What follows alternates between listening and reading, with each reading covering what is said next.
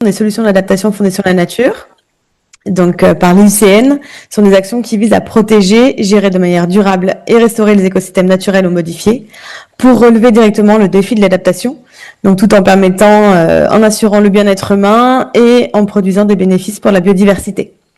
Voilà. Peut-être que les intervenants peuvent se présenter. On pourra finir avec Virginie, qui nous dressera un rapide état des lieux de ces solutions d'adaptation sur le milieu littoral dans les Outre-mer. Je vous laisse la parole.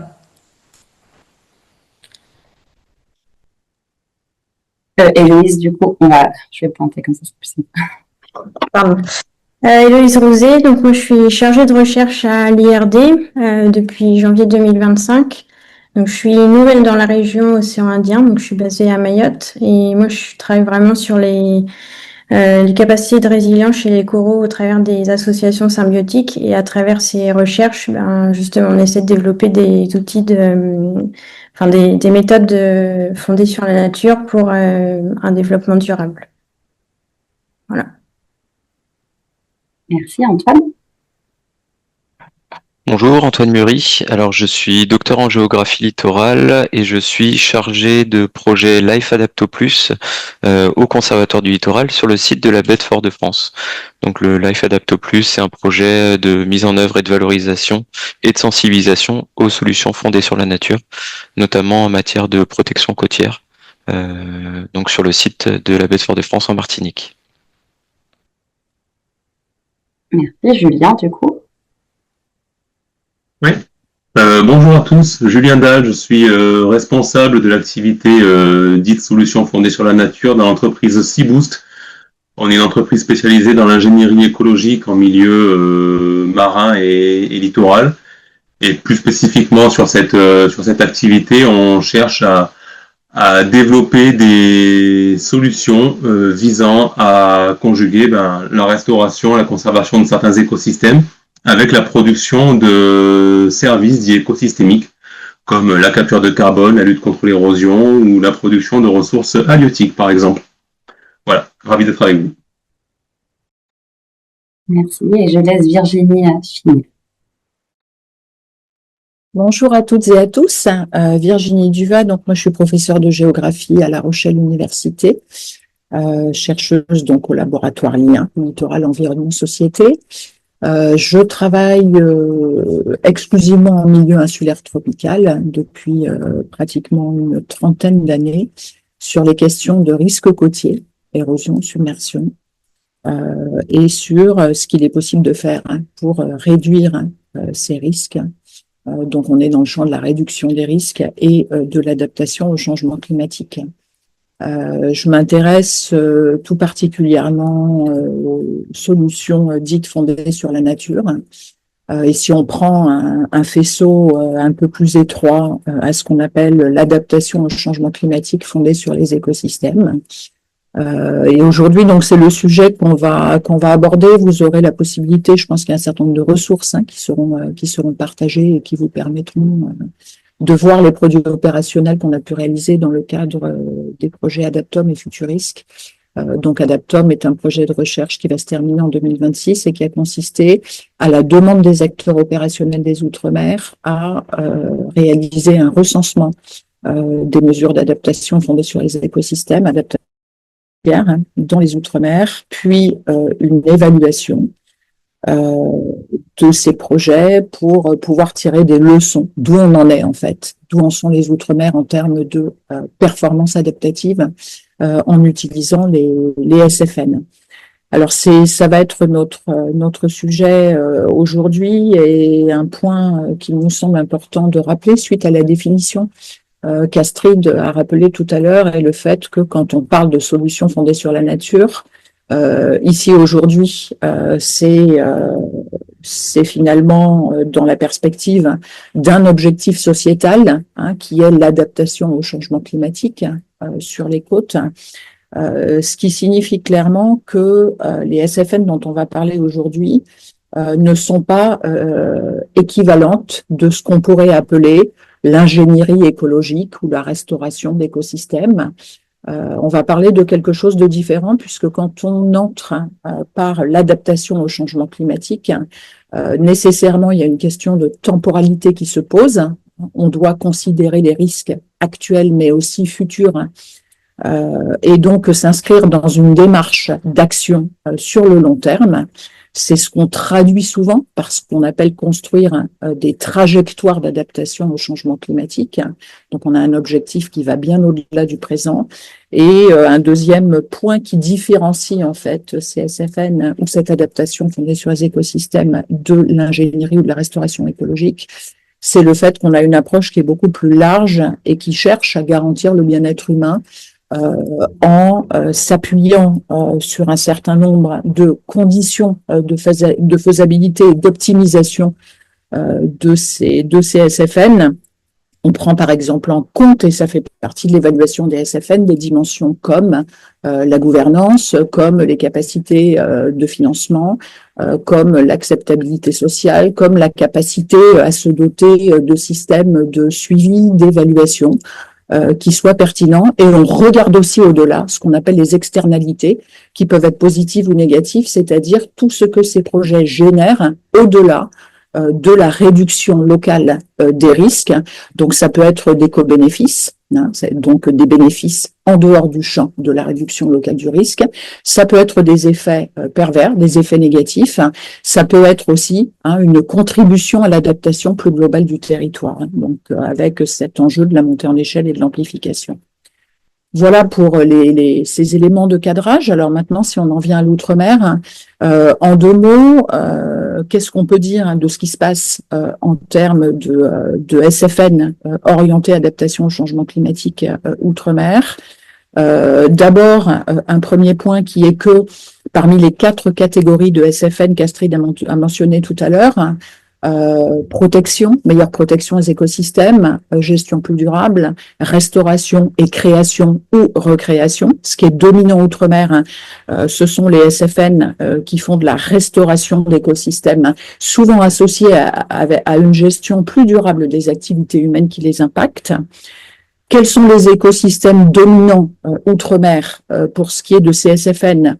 La plupart des projets, en fait, portent clairement sur la végétation indigène du littoral, donc sur ce qu'on appelle les systèmes côtiers végétalisés, et sur les mangroves. Ce sont les 2 écosystèmes qui l'emportent. Très peu de projets de SFN portent sur les récifs coralliens d'un côté et sur les herbiers marins de l'autre. En termes de porteurs, qui met en place des SFN, principalement les acteurs publics. On va bien sûr retrouver au premier plan des organismes étatiques ou para-étatiques comme le Conservatoire du littoral, comme l'Office national des forêts. À côté des acteurs publics, il peut aussi s'agir bien sûr de communautés de communes ou de communes. On va trouver dans certains cas des acteurs privés, par exemple des compagnies hôtelières qui ont un intérêt majeur à maintenir des plages et qui, pour cette raison-là, s'investissent parfois dans les SFN. Et aussi des associations locales. C'est une situation qui est par exemple assez fréquente quand on est à Mayotte, quand on est en Nouvelle-Calédonie ou quand on est en Polynésie française. Depuis quand est-ce qu'on fait de la SFN outre-mer? Alors, c'est une question à laquelle il est difficile de répondre, puisque par exemple, si vous considérez les tribus Kanak de Nouvelle-Calédonie, elles ont toujours, pour obtenir la meilleure harmonie possible, je dirais, avec leur environnement, elles ont toujours pris soin des écosystèmes et vécu en relation assez étroite avec eux. Si on prend les SFN dans leur version moderne, avec la création du concept, etc., on peut dire que depuis les années 90, fin des années 1990, à La Réunion, on trouve des projets de restauration de la végétation indigène du littoral qui peuvent être qualifiés de SFN, qui collent assez bien avec notre définition. Et ça va être à partir des années 2000 dans la Caraïbe en particulier, en Guadeloupe, avec les projets qui ont été déployés avant des Caraïbes Coast, par exemple, avant ces gros projets-là. Donc, dans les 2 cas, ça a été des projets de restauration de la végétation côtière, et puis on a aussi quelques projets de restauration de mangroves qui sont apparus à peu près à la même période. Si maintenant on regarde la distribution géographique, à partir donc du recensement qu'on a pu réaliser, qui n'est pas complètement exhaustif, mais qui donne quand même une bonne image de la distribution, on s'aperçoit que la Guadeloupe a mis en place au moins 7 projets de SFN. En Martinique, on en a moins, on en a 3. Quand on est à La Réunion, on en a 5. Quand on est en Polynésie française, aujourd'hui, on en a 4. Quand on est en Nouvelle-Calédonie, on en a 5. À Mayotte, un certain nombre ont été mis en place. Pas évident à détecter, puisque souvent, ils sont portés par des associations villageoises. Saint-Barthélemy, 1, et Saint-Martin, on attend qu'avec l'appui du Conservatoire du littoral, il y en ait un qui émerge. Je connais moins la situation de la Guyane puisque je me suis concentrée sur les outre-mer insulaires tropicaux, donc je n'en parlerai pas. Voilà, pour donner un petit panorama de ce qui existe et qui va être finalement l'ensemble des éléments sur lesquels on va s'appuyer pour aller plus dans le détail. Super. Merci. Merci beaucoup Virginie pour cet état des lieux très intéressant. N'hésitez pas à poser toutes vos questions dans la boîte Q&R, questions-réponses qui normalement se situe en bas de votre écran. Nous ne manquerons pas d'y répondre à la fin de ce webinaire. Sans plus attendre, du coup, ce que je vous expliquais tout à l'heure, je vais vous proposer une série de questions. Est-ce que vous les voyez bien? Déjà, est-ce que les intervenants, vous les voyez bien? Ouais, ok. Ça s'affiche bien. Super. Donc voilà, on vous propose, cher public, 5 questions. Et parmi ces 5 questions, on vous propose de voter pour les 3 que vous souhaitez voir abordées. 3 thématiques qui vous semblent intéressantes à aborder aujourd'hui et auxquelles les intervenants vont répondre.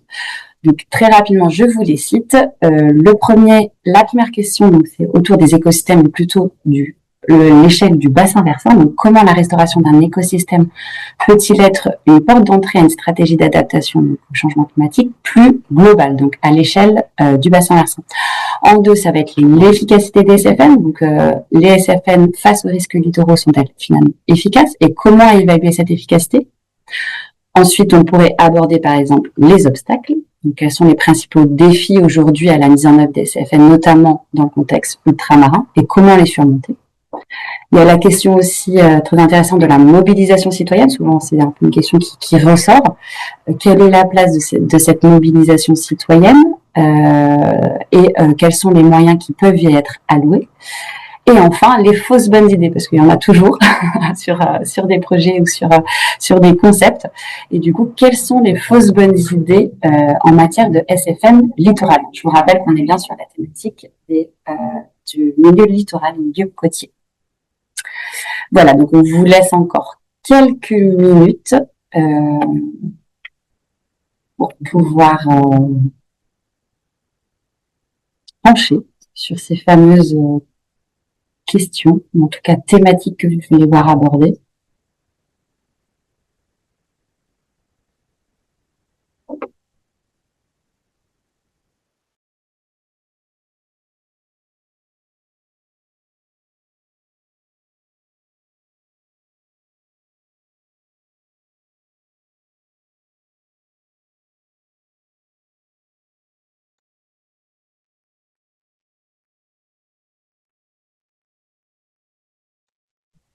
Que tout le monde a pu voter. Je vois que ça bouge encore un petit peu.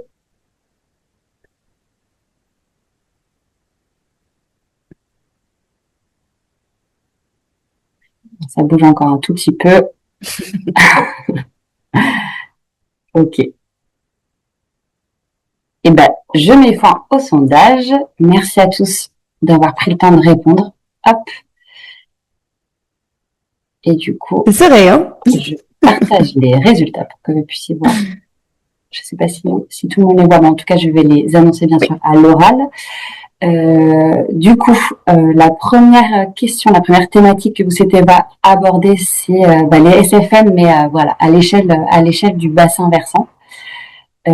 Ensuite, il y a la question de l'efficacité des SFN. Comment évaluer cette efficacité? Est-ce qu'elles sont réellement efficaces sur nos territoires?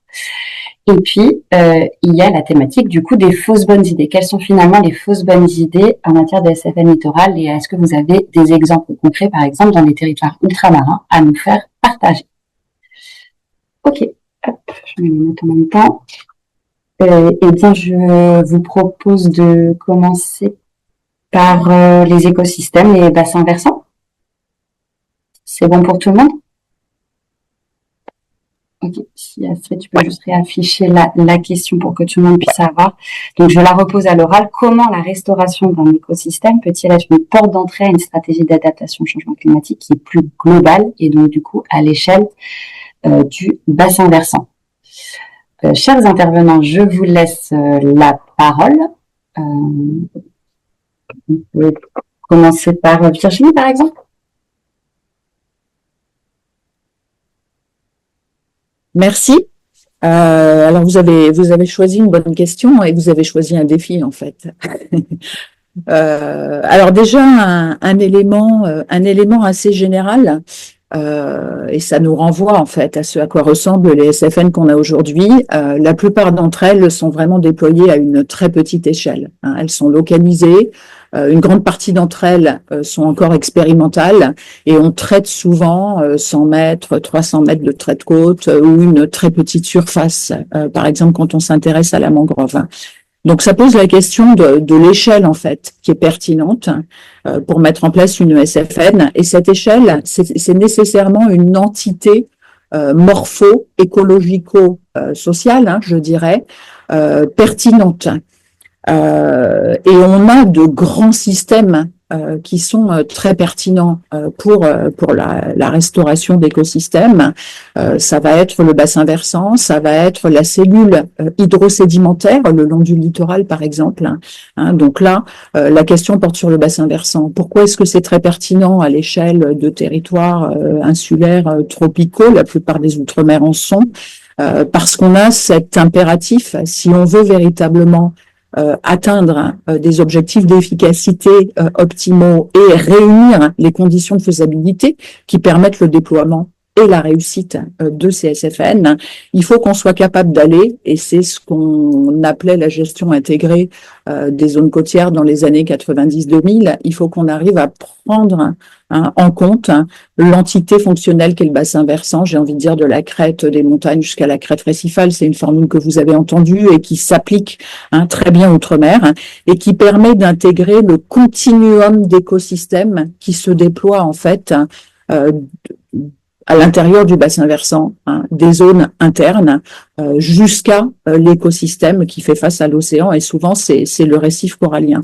Donc intégrer ce continuum d'écosystèmes est quelque chose qu'on fait très peu pour l'instant. Sur les 23 projets de SFN qu'on a pu recenser dans le cadre du projet Adaptom, il n'y en a que 2 en fait qui sont déployés à cette échelle-là, qui considèrent un bassin versant.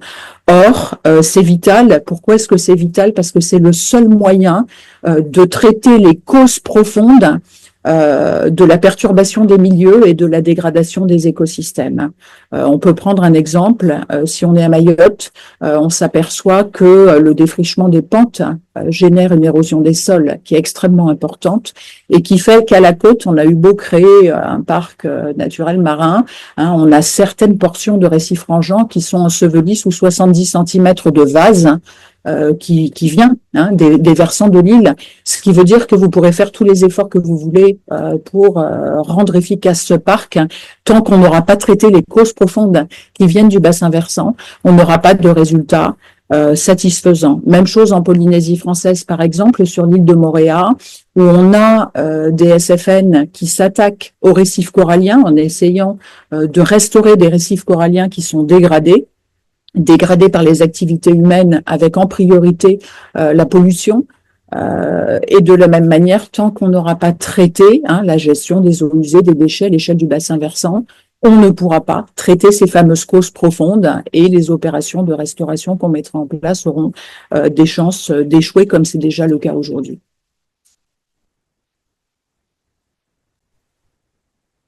Merci. En Martinique, il y a aussi un exemple concret de ce qui peut illustrer ça. Je te laisse la parole, Antoine, sur ton projet. Oui, merci Léa, merci Virginie. Donc effectivement, nous, pour le conservatoire en Martinique, en général en Martinique, et je pense que c'est le cas dans tous les autres territoires, on parle souvent d'un triptyque mangrove, herbier, coraux. on parle de l'interdépendance et de la connectivité entre ces différents écosystèmes, de la terre vers la mer et inversement. Mais en Martinique, on a des projets locaux. Je citerai le projet notamment Réciprocité qui est porté par la commune du Lamentin, qui montre le lien important entre le bassin versant et la bonne santé des écosystèmes littoraux, notamment les mangroves. Pour ne citer qu'un exemple, on a un travail actif de lutte contre l'imperméabilisation des sols, puisque on sait que l'abondance d'eau douce dans les systèmes de mangroves va être quelque chose d'assez néfaste qui va conduire à la dégradation du milieu. Et donc on a des actions locales au niveau de la désimperméabilisation des sols. Ça va passer à travers des restaurations de haies, des restaurations de noues, des changements de matériaux pour les substrats, notamment sur les zones de stationnement. Donc on a tout un ensemble d'actions donc qui vont partir du bassin versant en direction des écosystèmes de mangroves qui eux-mêmes vont ensuite, s'ils sont en bon état de santé, vont permettre de protéger les herbiers marins et les récifs coralliens qui se trouvent là, dans mon cas, au cœur de la baie de Fort-de-France. Voilà, c'est un exemple parmi d'autres, mais qui montre que en agissant sur les causes de la dégradation des écosystèmes de mangroves, que ce soit par les pollutions, par les dégradations. Alors, dans la baie de Fort-de-France, on a un certain nombre d'entreprises ou d'activités qui ont empiété sur les écosystèmes de mangroves. Donc on voit que en agissant sur ces causes de dégradation, on a un impact direct sur l'état de santé de nos milieux. Et donc c'est en cascade, si notre mangrove est en bonne santé, notre écosystème d'herbiers marins s'emportera d'autant mieux. Et il en sera de même pour les récifs coralliens qui sont eux complètement immergés. Et ben, belle transition du coup pour Héloïse qui va nous parler justement des conséquences que ça peut avoir notamment sur le milieu marin et avec un exemple concret d'impact qu'ils peuvent avoir sur les coraux. Je te laisse la parole, Héloïse. Oui. Donc effectivement, je voulais montrer un exemple concret de quand on prend pas en compte le continuum terre-mer, ça arrive à des gros échecs. Et donc ici, c'est un exemple de tentative de réhabilitation. Je préfère utiliser réhabilitation, moi, dans mon cas, à Guam. Donc c'est une île du Pacifique.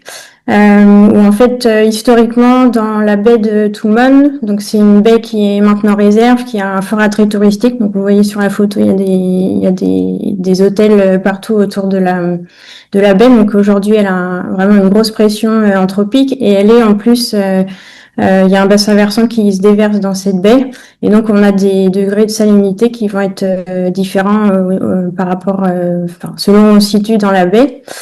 Et donc là, l'idée du projet, c'était de se baser sur des états historiques où en fait il y avait une espèce d'Acropora qui était vraiment présente et qui constituait un habitat essentiel pour la faune marine.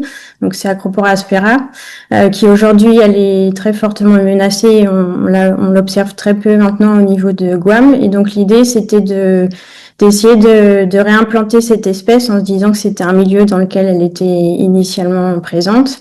Qu'on fait ça dans une réserve marine et donc il y a 162 colonies qui ont été retransplantées dans cette baie, donc dans des zones où elle était observée avant. Et au bout de 3 mois et demi, en fait, toutes les colonies sont mortes parce qu'on a eu 2 événements majeurs. Donc, au début, les colonies se sont bien présentées. Et dans un deuxième temps, on a observé une épidémie de maladie. Donc, comme vous voyez sur les photos, donc en mai, vous voyez les petites marques rouges. Et on a en dessous de ces marques rouges, on a vraiment les tissus du corail qui sont complètement détachés. Donc c'est pour ça que c'est tout blanc. Donc il n'y a plus que le squelette qui est apparent. Donc cette maladie, elle s'est répandue. Et en plus là, en mettant les colonies les unes à côté des autres, c'est clonal. Donc on a vraiment qu'un seul type, qu'un seul génotype. On va dire qu'on n'a pas de diversité génétique. Donc si c'est une espèce qui a un génotype qui est sensible à une maladie, ça se propage super rapidement. Et pour en rajouter une couche, il y a eu un blanchissement qui s'est rajouté à ça, et donc ce qui fait qu'au bout de 3 mois et demi, toutes les colonies sont mortes. Et donc ce qu'on en retire un peu de ça et ce qu'on a pu, enfin voilà, les raisons de cet échec, c'est une baie qui aujourd'hui elle est fortement sous pression chronique d'eau enrichie en nutriments. Donc comme je vous ai dit, il y a des apports, il y a beaucoup d'apports terrigènes, il y a de l'eau douce qui arrive et donc on a constamment beaucoup de nutriments dans cette baie.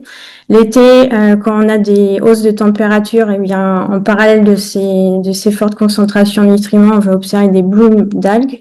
Et donc, on a aussi une hypoxie, c'est-à-dire une oxygénation de la baie qui s'amoindrit. Et donc, ça, c'est certainement des stress environnementaux qui ont favorisé le développement de la maladie et après du blanchissement. Et donc les leçons qu'on peut retirer, c'est qu'en fait une réhabilitation isolée, elle peut pas être compensée, elle peut pas compenser des pressions locales qui sont persistantes, que la qualité de l'eau là c'est un facteur clé dans la réussite. Et qu'on a vraiment un besoin de stratégies qui vont intégrer le continuum terre-mer pour espérer avoir des approches de réhabilitation qui soient viables. Donc voilà, donc désolé, ça casse un peu l'ambiance. Mais voilà, c'est vraiment, ça mène vraiment à des efforts qui sont catastrophiques. Donc c'était un peu un exemple. Ok, merci Louise pour cet exemple. Et est-ce que tu sais si par exemple le porteur de projet a pu un petit peu justement commencer à réfléchir à quel type d'action il pouvait mener sur le bassin versant ou quelle approche il pourrait avoir auprès des acteurs du territoire? Est-ce que c'est quelque chose qui a été réfléchi? Pas forcément. Alors du coup, Guam c'est une île américaine et du coup on est pas du tout, enfin c'est un territoire sur lequel c'est vraiment pas avancé sur justement ces idées de continuum terre-mer. Donc il y a vraiment, et là moi je suis partie de ce laboratoire-là, mais c'est vraiment des initiatives qui continuent et les gens s'obstinent à essayer de restaurer dans ce type d'habitat qui est dégradé et qui, voilà, si on résout pas le problème de la source, ça va pas tenir. Donc voilà, donc c'est clair que ça c'est un gros problème parce que c'est pas vraiment des choses qui sont prises en compte.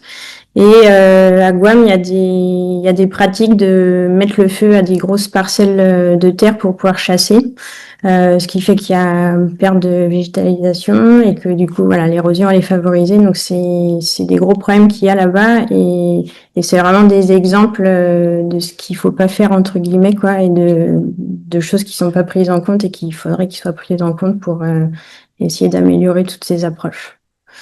Voilà.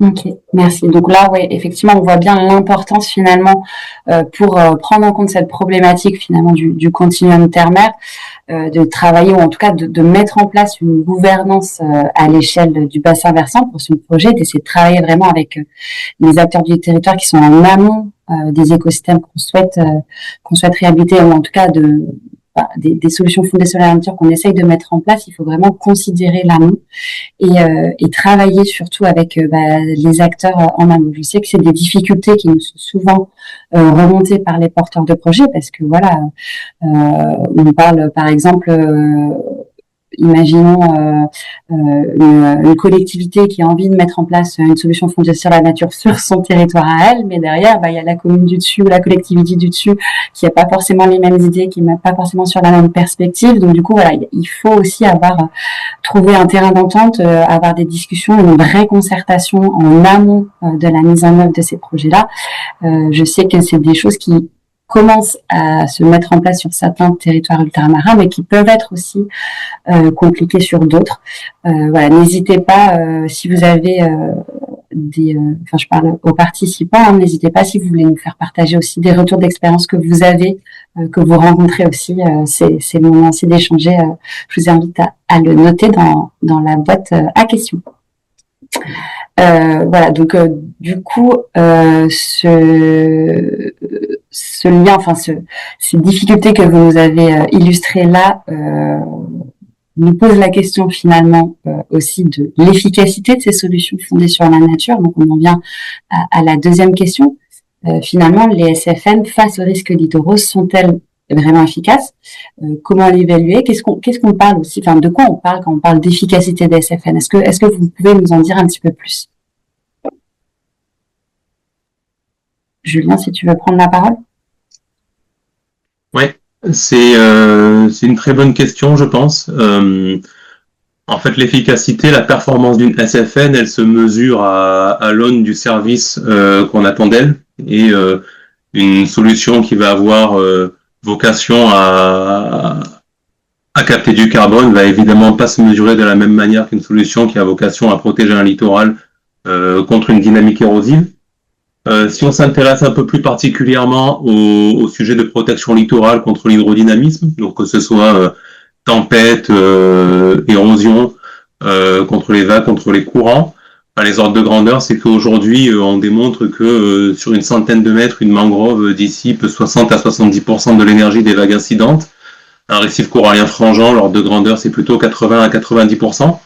Donc aujourd'hui, il y a des éléments qui sont issus de la mesure avec des instruments qui permettent de caractériser la performance physique de ce type de solution dans ces écosystèmes.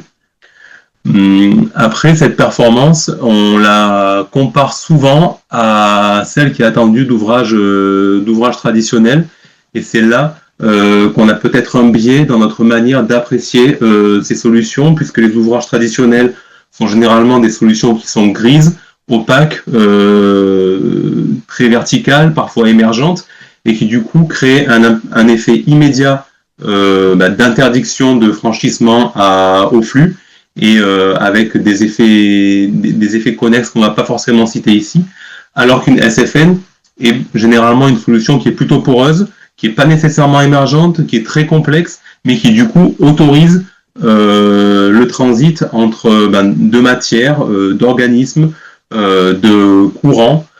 Tous les flux sont permis au sein de la SFN.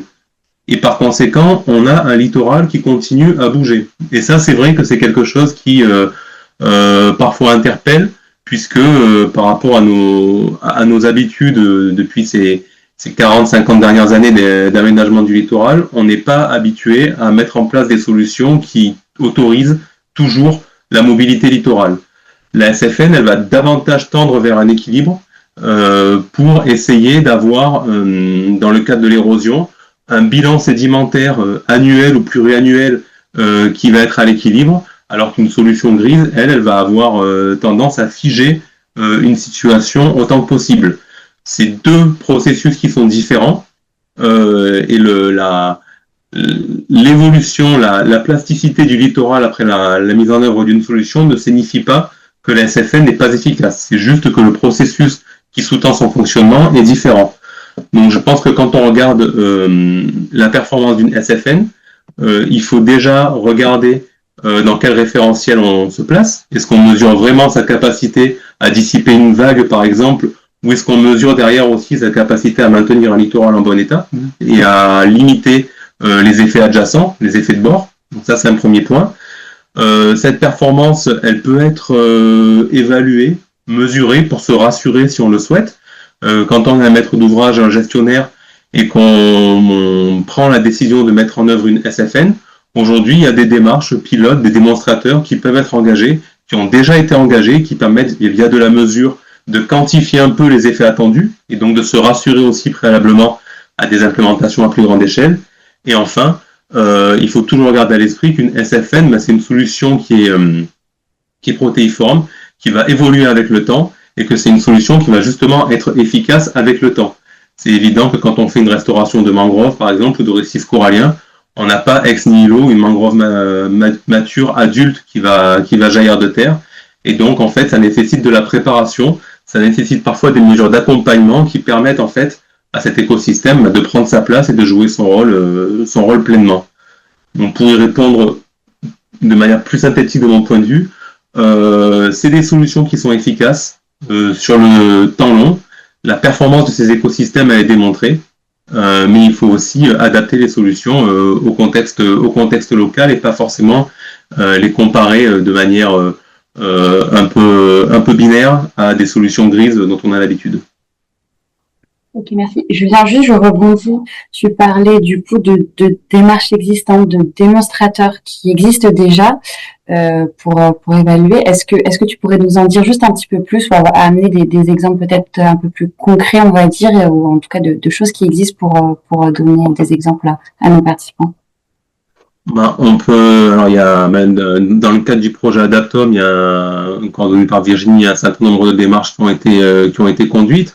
Nous, on met en place un projet démonstrateur, par exemple à Mayotte, sur lequel on va évaluer au fil de la restauration de la mangrove la performance de cette même mangrove à protéger le littoral de la baie de Chiconi contre l'érosion. C'est des choses qui sont pas très compliquées à mettre en œuvre et ça permet de quantifier la contribution d'un écosystème au fil de son développement à un service écosystémique qui en l'occurrence est un service d'écosystémique côtier. Cette évaluation, aujourd'hui, il y a différents outils qui permettent de la faire. Ça peut être des suivis in situ, ça peut être de la modélisation amont aussi, qui aujourd'hui permet d'apprécier ce type de résultats de manière prospective et de ne pas se lancer tête baissée dans une approche qui est complètement incertaine. Aujourd'hui, je pense que c'est faux de dire qu'une SFN, c'est forcément un pari. C'est pas forcément un pari, on n'est pas en train de tirer un truc du chapeau. Il y a quand même quelque chose qui est documenté, qui est étayé derrière. Mais par contre, il n'y a pas de garantie effectivement sur la nature, quoi. Merci pour tes propos. Tu parlais du coup de la démarche ou de la méthode qui a été développée dans le cadre d'Adaptom. Donc je vais laisser la main à Virginie pour nous en dire un petit peu plus.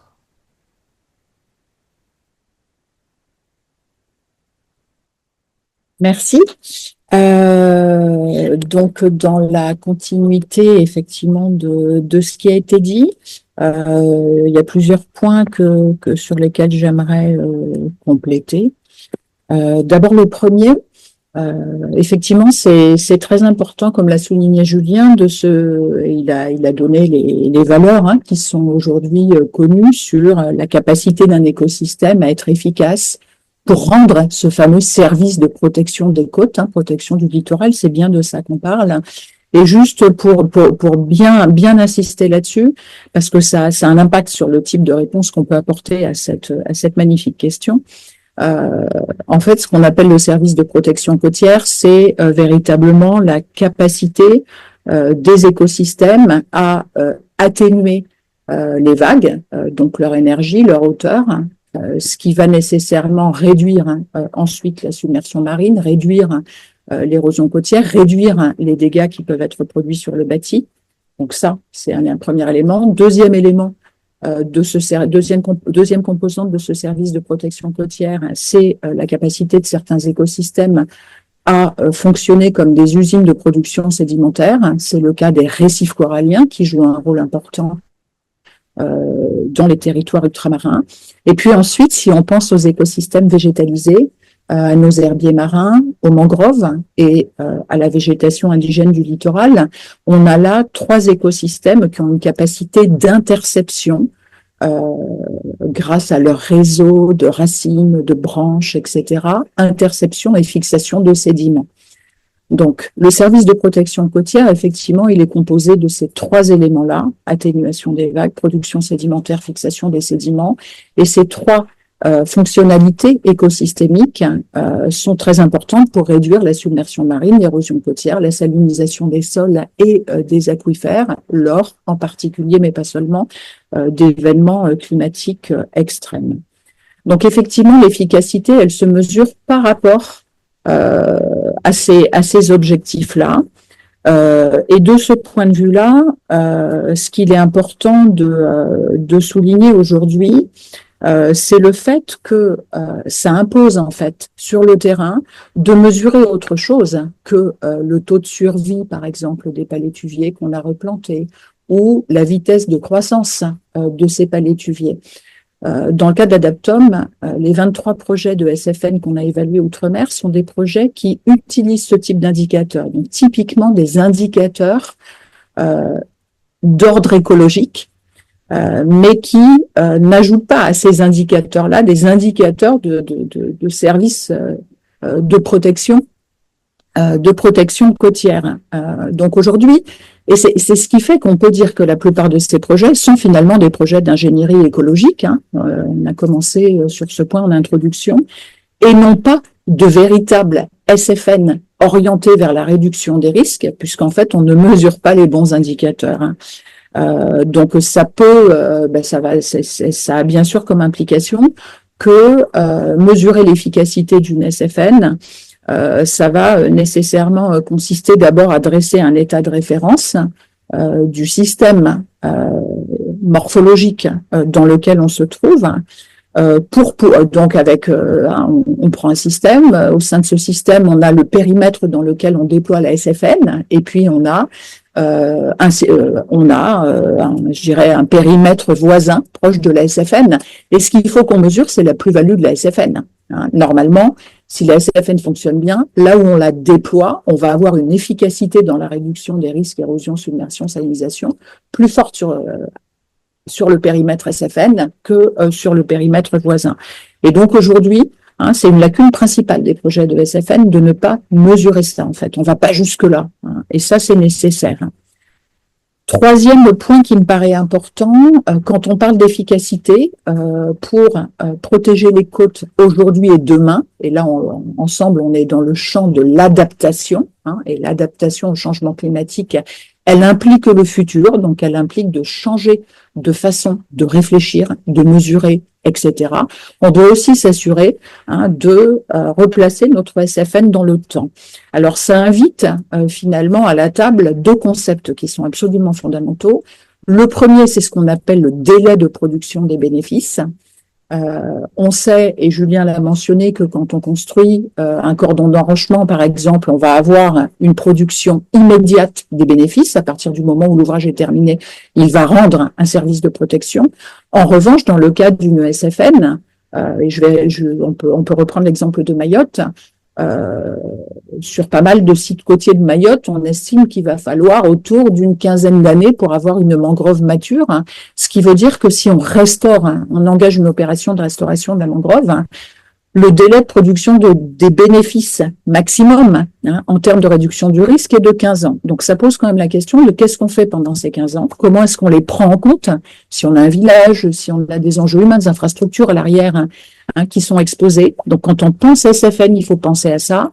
Et la deuxième chose à laquelle il faut penser, c'est le fait qu'à partir de 2050, et on le sait très bien puisqu'on a aujourd'hui des travaux de scénarisation, modélisation qui ont été réalisés, à partir de 2050, si on se trouvait sur une trajectoire climatique pessimiste, qui nous amènerait en 2100 à plus 4 degrés, par exemple, par rapport à la période pré-industrielle, 1850-1900, qui sert de référentiel, à ce moment-là, on sait qu'un certain nombre de SFN ne fonctionneront plus parce que les pressions climatiques seront telles que les récifs coralliens, en premier lieu, les mangroves, en second lieu, etc., n'auront pas la capacité à se maintenir. Donc, ça veut dire que si d'un côté, au début de l'histoire, il y a le délai de production des bénéfices, qui peut être de 10-15 ans, ensuite, il y a la question de la durée de production des bénéfices. Et ça, ce sont des choses qu'il faut prendre en compte quand on met en place une SFN, pour s'assurer, en fait, qu'on mise sur la bonne solution. Et c'est pour ça que pour l'aspect actuel, réduction des risques actuels, c'est fondamental de faire un suivi, de faire des mesures et d'intégrer, selon moi, ces projets de SFN dans des observatoires qui sont des structures pérennes sur les territoires et qui ont précisément vocation à suivre l'état des aléas et des risques côtiers.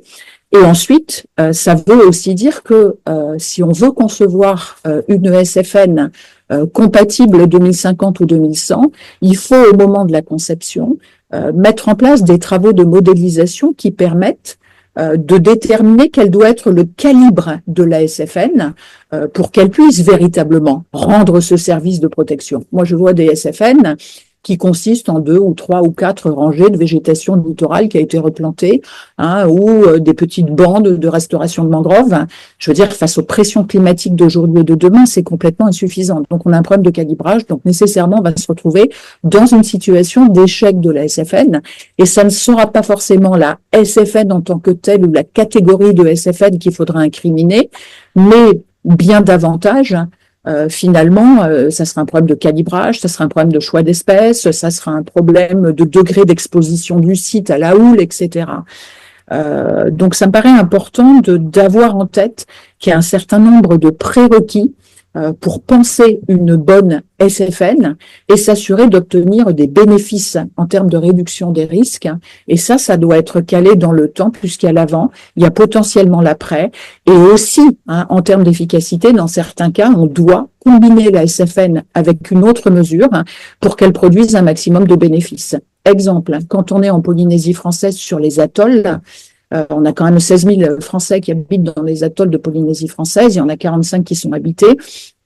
Aujourd'hui, on promeut l'accommodation, c'est-à-dire la construction d'habitations sur pilotis, qui ont un plancher à 1,50 m au-dessus du niveau du sol. C'est par exemple très important sur les atolls, non seulement pour mettre la population habitante à l'abri des submersions marines qui deviennent croissantes, mais aussi pour assurer une transparence hydraulique des bâtiments qui fait que l'eau, les sédiments, etc., peuvent circuler, ce qui est absolument fondamental pour que les crêtes de plage, là où elles sont alimentées par les vagues qui puisent dans le gisement récifal, que ces crêtes de plage puissent s'exaucer, gagner en altitude, et c'est souvent ce qu'on observe pendant les cyclones. On a des gains d'altitude qui peuvent aller jusqu'à 1 mètre, ce qui est extrêmement précieux quand on sait qu'on va vers des 5 à 10 mm de vitesse d'élévation du niveau de la mer.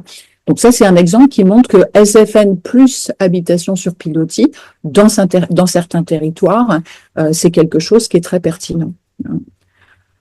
Voilà, donc il faut bien replacer ça sur le temps long. Et puis, je pense qu'un gros défi, c'est d'essayer de concevoir des SFN plus efficaces que celles du passé, puisque encore une fois, elles ne mesurent pas la production de ce service de protection côtière. C'est fondamental pour répondre à une question à laquelle, pour l'instant, on n'a pas de réponse définitive.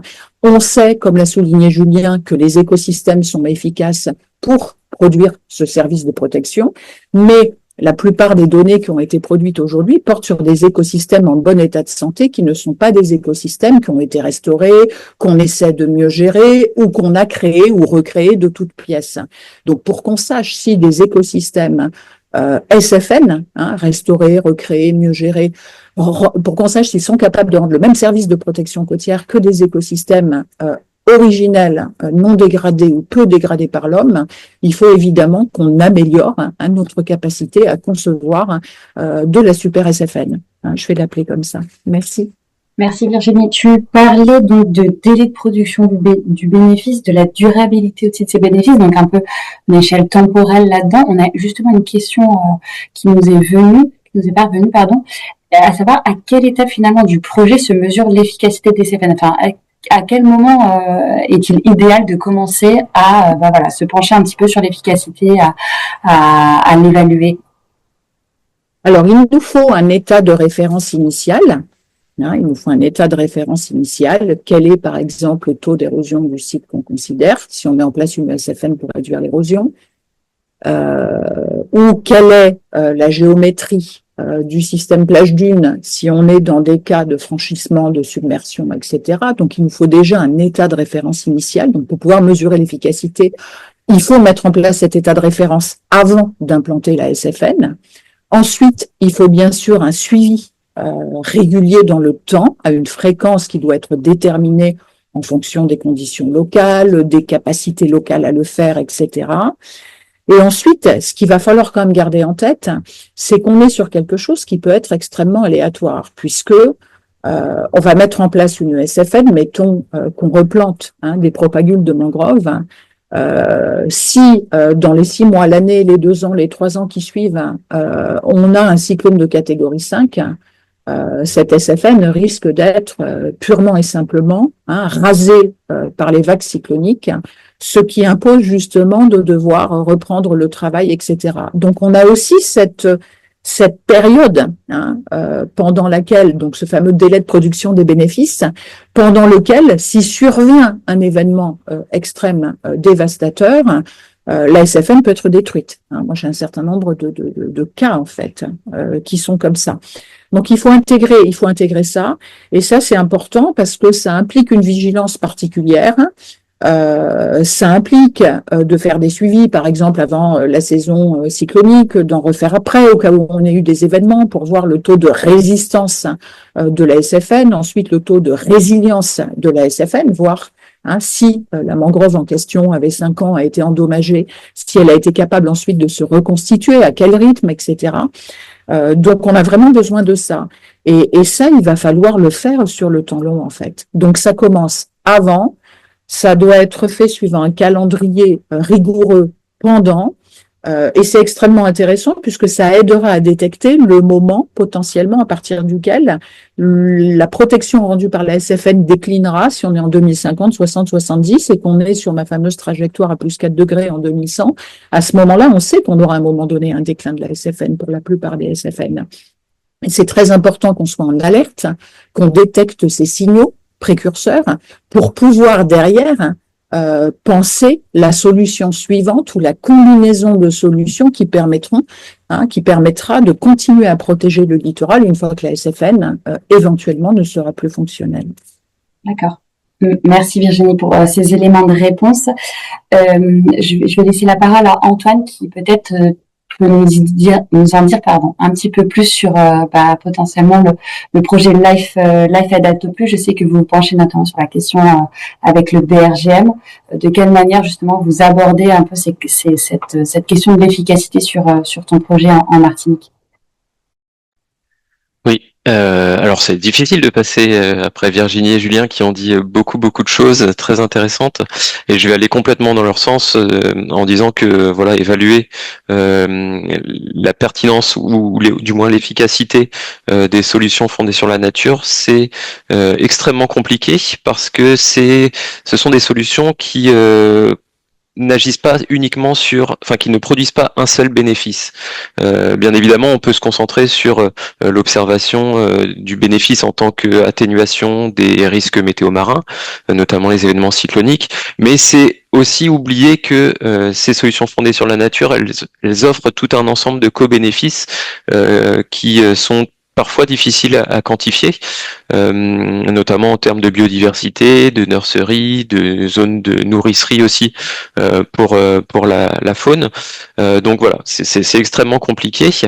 Alors ensuite, dans le cadre du Life Adapto Plus au Conservatoire du Littoral, on a la chance de pouvoir compter sur un partenaire qui est le BRGM, avec qui on va travailler, et on travaille aujourd'hui en baie de Fort-de-France sur la quantification de l'effet atténuateur des mangroves vis-à-vis du risque cyclonique, vis-à-vis de l'agitation des vagues, pour essayer d'avoir des informations chiffrées sur cette capacité qu'ont les écosystèmes à protéger les enjeux du littoral et les zones rétro-littorales.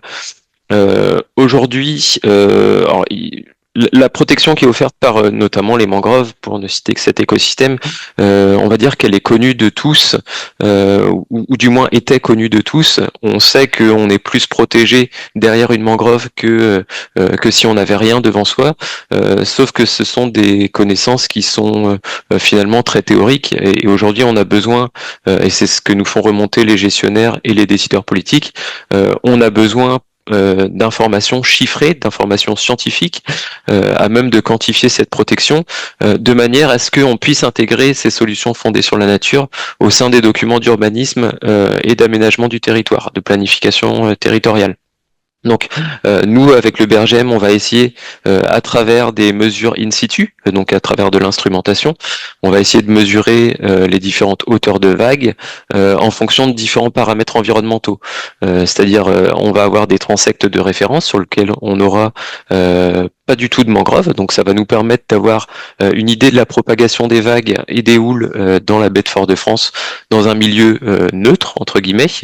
Et puis on va avoir d'autres transects de mesure qui vont présenter d'autres spécificités, notamment au niveau des espèces végétales qu'on va y retrouver.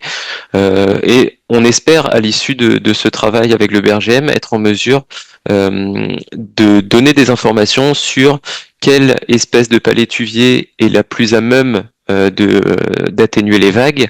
Est-ce que un écosystème dégradé va quand même remplir des fonctions en termes de protection côtière? Donc voilà, c'est tout un ensemble de mesures de terrain qui vont être couplées à des travaux de modélisation numérique qui vont nous permettre de fournir des informations et des données en termes de quantification de cet effet protecteur des écosystèmes. Ensuite, je rajouterais simplement que aujourd'hui, on n'a pas énormément de retours d'expérience de manière chiffrée sur l'efficacité des solutions fondées sur la nature. Mais par contre, on a des retours d'expérience sur les effets indésirables des solutions conventionnelles. Et on peut se dire aujourd'hui peut-être que avoir recours à des solutions fondées sur la nature, c'est éviter sur le moyen et le long terme les effets que l'on connaît dès à présent des solutions d'ingénierie grise, notamment en termes de perturbation de la circulation sédimentaire. Voilà. On sait les inconvénients des solutions grises. On sait que les solutions fondées sur la nature ne vont pas avoir ces inconvénients-là. Donc peut-être que finalement, en se donnant du temps, puisque c'est une question de temporalité aussi, peut-être qu'en passant par les solutions fondées sur la nature, on aura une alternative qui sera plus viable sur le long terme que les solutions qui sont aujourd'hui utilisées en termes d'ingénierie, les digues, les pérets et les brise-lames, pour ne citer que. Merci Antoine. Héloïse, est-ce que tu souhaites compléter les propos et notamment avec un exemple plutôt marin?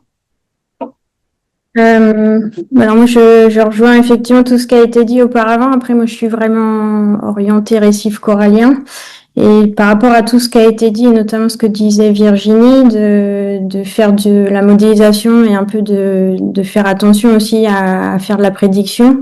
Quelque chose dont je reviendrai après sur la dernière question, c'est de pas déconsidérer et de prendre en compte aussi la biologie des organismes qui sont constructeurs de ces écosystèmes dont on parle et qui apportent des services écosystémiques qui sont importants, de prendre en compte la biologie parce que par exemple chez les coraux, donc qui sont fondateurs des récifs coralliens qui vont effectivement protéger la côte, et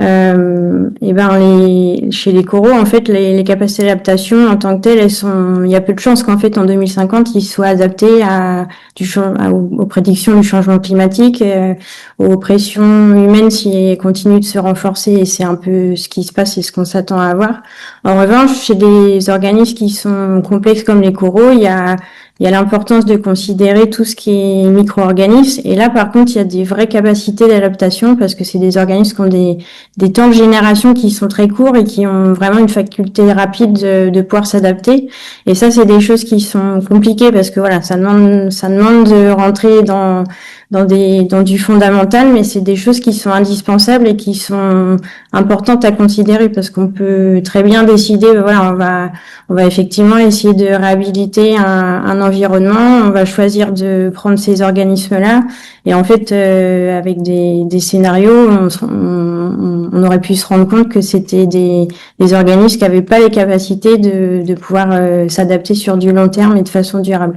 Donc ça, c'est des choses qui sont importantes, je pense, à considérer et c'est compliqué parce que voilà, il y a une notion fondamentale qui rajoute, on va dire, une inertie dans la mise en place des solutions fondées sur la nature, mais pour moi, c'est complètement indissociable et c'est vraiment des choses importantes à considérer de la même façon. Après, sur les récifs, il y a très peu de recul, je pense. C'est un peu ce qui manque, c'est qu'il y a peu de projets où il n'y a pas beaucoup de projets qui sont mis en place et où en fait on arrive à avoir suffisamment de moyens humains et financiers pour pouvoir suivre vraiment l'efficacité. Donc ça, c'est vrai que c'est un gros souci aussi. Donc voilà. Donc c'était juste, je voulais rajouter ce point-là par rapport à ce qui avait été dit.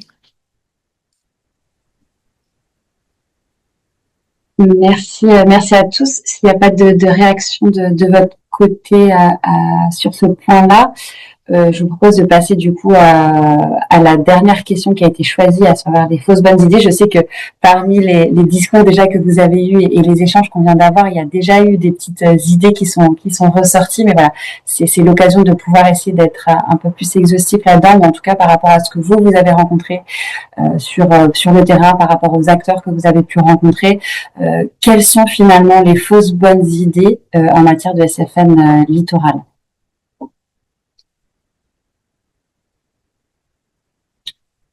Si tu veux. Héloïse, tu veux commencer? Oui, bah du coup ça reprend un peu ce que je viens de dire. Alors pareil, pour vraiment focaliser sur la réhabilitation écosystème corallien, donc alors, il y a plein de choses qui vont être dites par tout le monde, donc j'ai vraiment ciblé à ce niveau-là. Donc pour moi, il y a vraiment deux points qui sont importants et qui se basent sur les choses qui sont faites actuellement. C'est premièrement de la réhabilitation dans un récif dégradé. Et dans un milieu qui est toujours dégradé, ben en fait ça fonctionne pas. Donc il y a vraiment un besoin de stratégie intégrée sur le continuum terre-mer. Donc il faut vraiment prendre en compte la qualité de l'eau, des bassins enfin le lien en fait et l'apport du bassin versant vers le lagon, voire du continuum terre-mer. Donc ça c'est vraiment clé dans la réussite. Donc je vais pas revenir sur l'exemple que j'ai montré précédemment, mais c'était vraiment un cas concret de rester un peu borné sur le côté, oui, mais historiquement, ce site-là, il avait cette espèce-là, elle a sa place ici, et c'est une réserve, etc. Et en fait, les conditions ont changé, c'est plus tout la même chose, et ça peut plus marcher dans ces conditions-là. Encore une fois, la réhabilitation isolée, elle peut pas compenser les pressions locales persistantes, donc il y a vraiment un besoin d'agir en fait à la source. Et le deuxième point, donc là, ça rejoint ce que j'ai un petit peu dit juste avant, c'est de penser que la réhabilitation, elle peut réussir sans connaissance fondamentale. Donc l'humain n'est pas magicien, on a tendance à l'oublier, je trouve des fois. On peut pas décréter que la résilience d'un récif, elle peut se faire en replantant des coraux, sans comprendre leur capacité d'adaptation locale. Et donc il y a vraiment une importance pour moi d'associer tous ces projets à une recherche de développement durable. Donc il y a comprendre les capacités d'adaptation locale au changement climatique et aux pressions humaines. Tenir compte de la diversité génétique. Donc, ce que je disais tout à l'heure, c'est que des fois, on s'obstine à... Alors, je sais que c'est dur d'avoir des espèces qui sont menacées, mais en fait, en faisant des bilans sur la diversité génétique, alors là, c'est un cas concret encore sur Guam, c'est certaines espèces, en fait, on se rend compte qu'au niveau de l'île, eh bien, il y a au niveau génétique, il n'y a plus qu'une espèce clonale. C'est-à-dire que les chances de survie de cette espèce-là, elles sont quasiment nulles. Parce qu'il y a plus de diversité génétique qui va permettre d'assurer un brassage génétique et justement ses capacités d'adaptation. Donc, est-ce qu'il faut, après c'est des questions qu'il faut se poser, mais est-ce qu'il faut s'obstiner sur ce genre d'espèces et tenir compte des microbiomes associés qui ont eux vraiment un rôle déterminant dans les capacités de tolérance face aux forçages environnementaux qui sont dynamiques et voilà. Juste, Héloïse, rappeler, tu parles de microbiome, peut-être pour ceux qui sont pas forcément à l'aise avec ces termes. Alors, microbiome, ça va être tout ce qui est, c'est les micro-organismes, donc c'est tout ce qui est bactérien, les virus, qui sont pas forcément que négatifs. Chez les coraux, il y a les microalgues zooxanthelles qui ont vraiment un rôle déterminant selon quel type d'algues sont associées aux coraux. Ça va être déterminant, par exemple, pour la thermotolérance.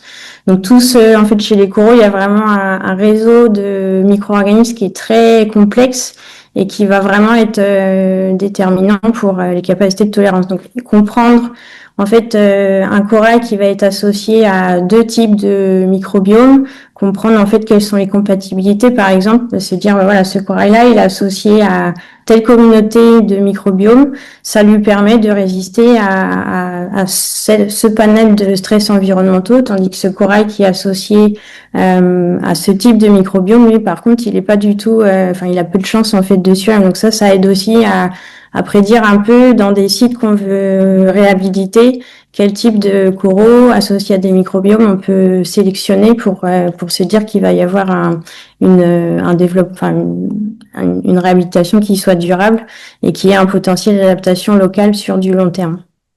Voilà, j'espère que c'est clair. Merci Héloïse pour tous ces éléments. De toute façon, je le dis encore une fois, n'hésitez pas à poser toutes vos questions dans la boîte questions.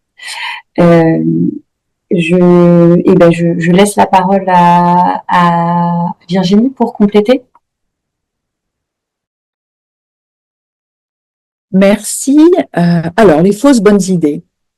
Ça, c'est génial comme question. Franchement, c'est chouette. Les fausses bonnes idées, il y en a pas mal. Moi, j'en ai sélectionné 5 qui sont de catégories extrêmement variées et qui sont des éléments qui sont ressortis de ces fameux 23 projets de SFN ultramarins qu'on a analysés. D'abord, la première fausse bonne idée est de se dire nous, comme sur la bande côtière, il y a aujourd'hui en général dans les Outre-mer une alternance de parcelles de foncier public et de foncier privé. Ce qu'on va faire, c'est mettre en place des projets de SFN sur le foncier public. C'est par exemple ce que fait l'Office national des forêts sur les systèmes plage-dunes et les cordons sédimentaires. Et du coup, on va démultiplier les petits projets pour essayer d'avoir plus d'impact. Donc, c'est finalement la logique du développement d'une SFN in situ et ensuite de transfert vers d'autres sites, une fois que la SFN est bien rodée et qu'on sait, on a le savoir-faire, on sait pouvoir la déployer sur d'autres sites. Bien sûr que ce transfert, c'est une phase qui est absolument capitale, mais ce n'est pas parce qu'on aura réussi à avoir 15 ou 20 micro-projets de SFN qu'on aura réglé la question et qu'on pourra se dire qu'on a fini le travail. Démultiplier les petits projets pour avoir plus d'impact ne répond pas à cet impératif de monter en échelle. C'est aussi ce qu'on appelle l'amplification des SFN, c'est-à-dire de traitement d'entités éco, morpho, sociales complètes, le bassin versant, la cellule hydrosédimentaire dans sa globalité, etc. Donc ça, déjà, c'est le premier point. On passe du projet pilote à des transferts sur d'autres sites, c'est important parce que ça permet de tester la robustesse de la SFN et puis la capacité qu'on a finalement à l'exporter vers des sites qui ont des fonctionnements différents. Mais le travail ne s'arrête pas là. On n'est pas un champion si on est arrivé là, il faut continuer et effectivement viser cet objectif d'amplification. Deuxième fausse bonne idée, on a été confronté à ça pas mal à La Réunion, en Nouvelle-Calédonie, en Polynésie française, des SFN qui s'appuient beaucoup sur des emplois aidés pour renforcer les capacités humaines de déploiement et de maintenance finalement des projets de SFN. Alors, dans la plupart des cas, les porteurs de projets se sont rendus compte au fil du temps que les SFN étaient quand même beaucoup plus gourmands en main-d'œuvre que ce qui avait été imaginé au départ. Exemple, restauration de la végétation indigène du littoral dans la baie de Saint-Paul à La Réunion sur le site de Cambrai. L'Office national des forêts s'est rendu compte qu'il allait falloir arroser beaucoup plus souvent que ce qui était initialement prévu. Les jeunes plants, on est sur du sable noir basaltique, ils se dessèchent très vite, etc. Donc, dans des circonstances comme celle-là, souvent, un recours a été fait aux emplois aidés. Et aussi parce que le financement des SFN aujourd'hui ne permet pas forcément de recruter du personnel autre que ces emplois aidés.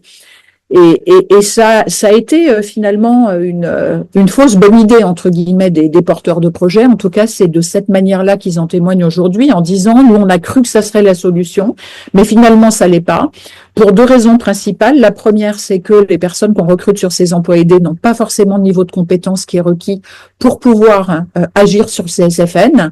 Donc ça rejoint tout ce que vous avez dit les uns les autres sur la complexité en fait de la SFN et la nécessité de bien la concevoir pour répondre à cette complexité. Et la deuxième raison est que quand vous êtes sur des emplois aidés, vous allez être alors, sur des 6 mois, sur des 9 mois, sur des 12 mois, quelque chose qui est très précaire. Or, on l'a vu, l'ASFN requiert une maintenance sur le long terme. Et quand vous avez déjà du mal à renforcer les compétences de ce personnel aidé, le fait qu'il change en permanence, je veux dire, est complètement délétère pour l'ASFN. Donc, les emplois aidés, c'est une fausse bonne idée, c'était la deuxième. La troisième fausse bonne idée, c'est toute façon ce qui compte, comme c'est complexe et qu'il y a des intérêts multiples et divergents sur le territoire. La troisième bonne idée, c'est du coup, il faut rechercher à tout prix le compromis pour pouvoir déployer sa SFN. C'est pas forcément une bonne idée puisque qui dit essayer de chercher une position de compromis entre des acteurs extrêmement, des parties prenantes, société civile incluse, extrêmement variées, peut amener à baisser les bras sur des aspects qui sont vraiment vitaux pour que la SFN soit une bonne SFN et devienne aussi un point de référence. Je vais prendre un exemple qui est celui, par exemple, de l'opération de restauration de la végétation du littoral qui a été menée par la commune de Saint-Paul à La Réunion sur le site de l'Ermitage. La commune de Saint-Paul s'est lancée dans un projet qui est ambitieux, qui est courageux, qui est intéressant, mais qui était complexe dans le sens où il fallait finalement, suite au constat que Casuarina equisetifolia, une espèce de résineux du littoral qui avait été introduit au XIXe siècle comme bois de chauffe dans l'industrie cannière à La Réunion. Donc on a à ce moment-là détruit toute la végétation indigène du littoral sur la côte de l'Ermitage et de la Saline et planté ces fameux Casuarina, ces fameux filao, comme on les appelle localement. En fait, engager une SFN sur un tel terrain en voulant restaurer des plantes indigènes qui sont de beaucoup plus petite taille que ces arbres et qui sont finalement qui équivalent à mener une révolution paysagère sans avoir pris la mesure en fait de l'effort que ça allait être, de ce que ça allait demander en fait en termes d'acceptabilité sociale au public, a abouti, si vous voulez, au refus de la SFN par le public qui tenait à ces fameux filao, considérés comme des arbres constituant des points durs sur le littoral et aggravant l'érosion côtière. Ce sont aussi des arbres qui ont une capacité énorme à s'auto-reproduire. C'est une espèce qui a un comportement à tendance envahissante. Et donc, dans cette situation-là, la commune, embutée face au refus des résidents et des usagers du littoral qui voulaient garder l'ombre que procuraient ces arbres et qui voulaient garder le paysage associé à ces arbres, a été obligé finalement de négocier un compromis qui a débouché sur on ne va en garder que 35% dans la palette végétale totale, ce qui a pu être considéré par d'autres acteurs qui s'étaient lancés sur place dans l'éradication des espèces exotiques envahissantes comme quelque part un mauvais précédent, puisque finalement on se retrouve avec une SFN qui n'a pas tous les bienfaits imaginés au départ sur la biodiversité, puisqu'elle maintient cette espèce qui aggrave l'érosion et qui est considérée comme envahissante sur le littoral. Donc, rechercher à tout prix le compromis, parce qu'on est en situation de conflit et qu'il faut bien avancer. J'aurais pas fait mieux que la commune de Saint-Paul, c'est pas une critique que j'émets, mais c'est plutôt une recommandation de se dire, ne pas se dire au départ que s'il y a des oppositions, des conflits, etc., on cherchera le compromis, mais essayer en amont, en réalisant par exemple des campagnes d'enquête, de perception, d'acceptabilité sociale, d'identifier quels pourraient être les points de blocage, aussi bien au sein de la communauté des acteurs concernés que de la société civile, pour éviter à un moment donné de n'avoir plus comme solution que la recherche de compromis. Encore une fois, c'est pas une critique. On se retrouve dans ces situations-là quand on n'a pas réalisé en amont l'ensemble des études qui parfois portent des choses sur des questions qui n'ont rien à voir en fait avec l'efficacité à réduire le risque. Et ça montre bien que la SFN est complexe et qu'elle implique de regarder ce qui se passe en termes de gouvernance sur le territoire et de regarder aussi à la loupe l'acceptabilité sociale d'une solution qui, en termes paysagers dans ce cas-là, est transformationnelle et pour cette raison-là, non désirée par la population. Troisième fausse bonne idée, c'est de se dire, après tout, c'est tellement compliqué de se concerter avec les autres acteurs, de prendre en compte la société civile, etc., que finalement, autant travailler dans son coin pour pouvoir avancer plus vite. On peut se dire ça et parfois c'est une bonne idée, mais parfois c'est une fausse bonne idée puisqu'on l'a dit, il y a un collectif d'acteurs et on a une société civile qui va recevoir la SFN et qui va nécessairement réagir. J'ai un cas dans lequel ça s'est bien passé, c'est sur la plage du Gosier en Guadeloupe où le Conservatoire du littoral a entre guillemets profité du contexte Covid-19, pendant lequel les usagers ne pouvaient pas aller sur site pour tester le maintien des sargasses sur cette plage qui s'érodait extrêmement vite et a pu du coup tester avec succès le fait de laisser les dépôts de sargasses se faire pour voir si ces radeaux successifs de sargasses avaient la capacité finalement de constituer un millefeuille sable-sargasse et donc des rides, des crêtes d'accrétion sur la plage qui permettaient de réduire l'érosion. Ça a été le cas, mais ça n'a été possible parce qu'il y avait ce contexte Covid qui faisait que les usagers n'allaient pas sur le littoral et ne pouvaient pas être indisposés par les sargasses. Et possible aussi parce qu'on est sur un site sur lequel il y a assez peu d'usage, on n'est pas sur une grande plage touristique ou une grande plage urbaine sur laquelle on n'aurait pas pu laisser se faire ces émanations qui sont toxiques pour l'humain. Donc dans la plupart des cas, travailler dans son coin pour avancer plus vite, ce n'est que repousser le front de l'opposition, ce n'est que repousser le problème et évidemment, travailler dans son coin n'est pas la bonne solution puisque, on l'a dit, la SFN, elle doit être collaborative, sinon à terme, ça ne fonctionne pas. Et enfin, dernier point, et ça aussi, c'est une idée qui est vraiment bien installée, mais qui mérite d'être re-questionnée, c'est celle selon laquelle les SFN n'ont que des effets positifs. Moi, je me suis amusée avec mes 23 projets à essayer de décortiquer, reprendre ma base de données pour essayer de capturer tous leurs effets négatifs. Alors, sur nos 23 SFN Outre-mer, il y en a quand même 13 qui ont généré des effets négatifs. Donc, c'est beaucoup, 13 sur 23.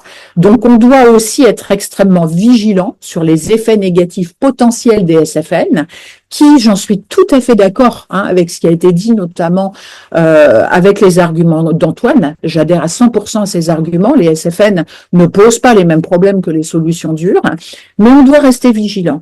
Nous, on a trouvé deux grandes catégories d'effets négatifs. Le premier, c'est des malentendus, des tensions et des conflits sur les territoires. Les SFN en ont éveillé dans un certain nombre de cas. Soit des tensions, conflits au sein de la communauté d'acteurs opérationnels, institutionnels et associatifs qui doivent travailler ensemble pour mettre en place les SFN, ou alors entre des acteurs opérationnels, deuxième cas de figure, et puis la société civile, la population. Pourquoi tous ces conflits, et c'est extrêmement intéressant, tous ces conflits se sont noués autour du fait que l'idée de ce que doit être ou de ce que doivent être des écosystèmes en bon état de santé, ce n'est pas une idée partagée. L'idée de ce que c'est que la nature sur le littoral n'est pas une idée partagée. Et du coup, l'idée de qu'est-ce que c'est qu'une restauration, finalement écosystémique, n'est pas non plus une idée partagée. On s'est rendu compte, par exemple, qu'entre Conservatoire du littoral et Office national des forêts, il y a quand même un peu de vision. Elles ne sont pas antagonistes, mais il y a un peu de vision. Le Conservatoire du littoral prône quand même le travailler avec la nature et les processus. L'Office national des forêts a l'habitude et le savoir-faire, bien sûr, extrêmement précieux, mais de jardiner le littoral et de replanter, par exemple. Là où le Conservatoire se dirait, la banque de graines est dans le sol, il suffit qu'on fiche la paix à la nature et cette banque de graines va germer toute seule. Et si on va un peu plus loin, on descend jusqu'à l'échelon des communes. Vous le savez comme moi, Outre-mer, on a beaucoup cette idée que sur le littoral, il faut faire propre. Alors on ratisse et on passe même la tondeuse à gazon, dans certains cas sur le haut de plage, sur lequel, du coup, on coupe la liane patata durant, hippomée parce qu'après, on la coupe comme si c'était du gazon, ce qui, bien sûr, est complètement contre-productif pour une SFN, alarme le Conservatoire du littoral ou l'Office national des forêts, et dans certains cas, a généré des conflits avec les services techniques des communes. Donc on a ça, et on a aussi les cas dans lesquels, pour le public, le littoral c'est la nature c'est à tout le monde, donc ça doit rester accessible, donc on peut pas fermer une route pour restaurer par exemple un un cordon littoral fragilisé, on ne peut pas supprimer les aires de stationnement, etc. Et on sait que là aussi, il y a tout un travail préparatoire à faire. Donc les SFN peuvent avoir des effets négatifs, malentendus, tensions et conflits, c'est ce qu'on vient de voir. Et à côté de ça, moi j'ai quand même trouvé un certain nombre de nos SFN ultramarines qui avaient des impacts négatifs sur la biodiversité. Alors ça, c'était quand même moins attendu. Le premier, je vous l'ai dit, j'ai pris l'exemple des Filao à La Réunion, mais on a d'autres cas. On a des cas en Guadeloupe, par exemple, en Guadeloupe, Martinique, où il y avait un flou, en fait, sur, par exemple, l'espèce de Scevola, le Scevola, qu'il faut replanter sur le littoral. Il existe sur certains sites, Scevola tacada ou Scevola plumieri, et il n'y a pas forcément, je dirais, un avis unique sur celui-là, il faut le replanter parce qu'il a plus de valeur écologique sur ce site relativement préservé que l'autre. Donc parfois, il y a un flou sur quel est le cortège d'espèces qui doivent être finalement replantées quand on replante.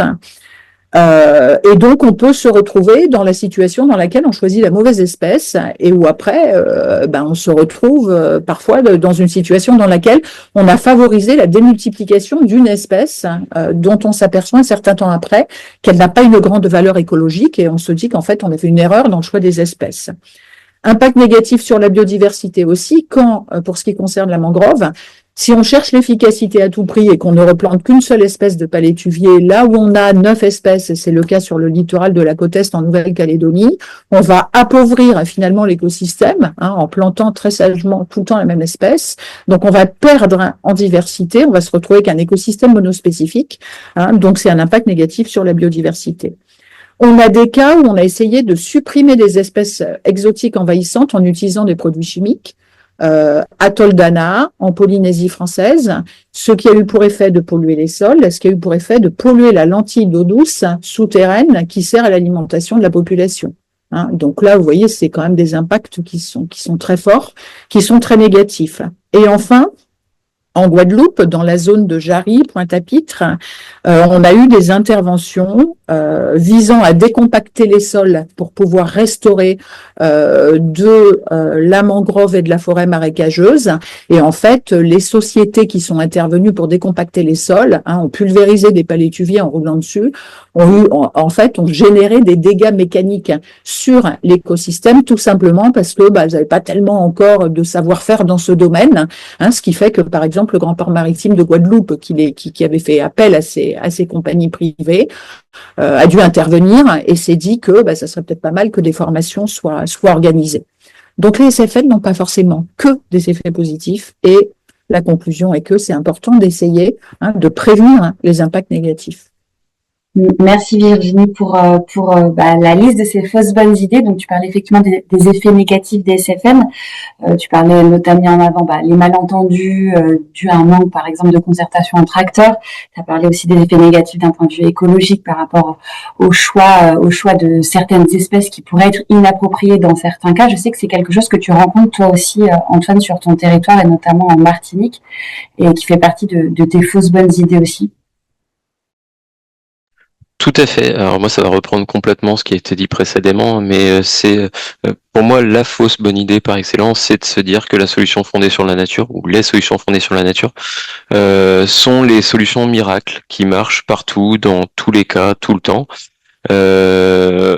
Aujourd'hui, des actions de replantation de mangroves, on en voit fleurir un peu partout, à droite, à gauche.